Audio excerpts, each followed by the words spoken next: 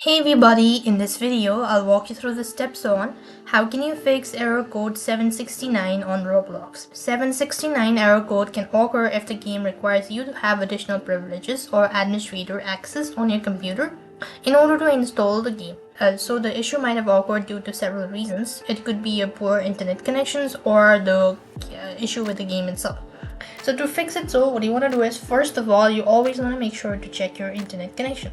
So at the bottom of the Wi-Fi section, you want to right click on the mouse, go to network and internet. While you're taken to this page here, you'll be able to see the connected network. So right over here, what you want to do is you could go to the connected network and you could go ahead and switch it to private. So if you have a public network at the moment, you want to go ahead and select private for a while, and then restart this and see whether that will be able to solve or not.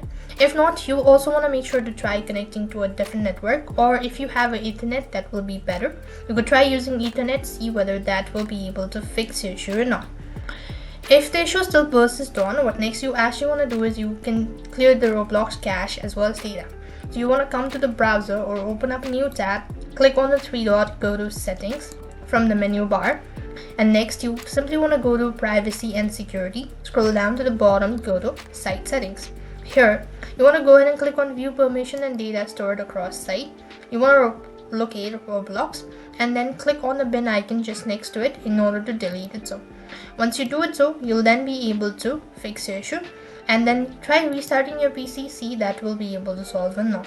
Despite doing all this, if nothing works out, then you also want to make sure to delete Roblox from your device. So go to the search bar and type in add or remove. When you locate it, you want to go ahead and find or locate Roblox and then uninstall it. Then restart your PC at the same time and reinstall Roblox and see that will be able to solve your issue. So these are some of the ways to fix. I hope the video was helpful. Make sure to like, share and subscribe. Thank you for watching. See you in the next video.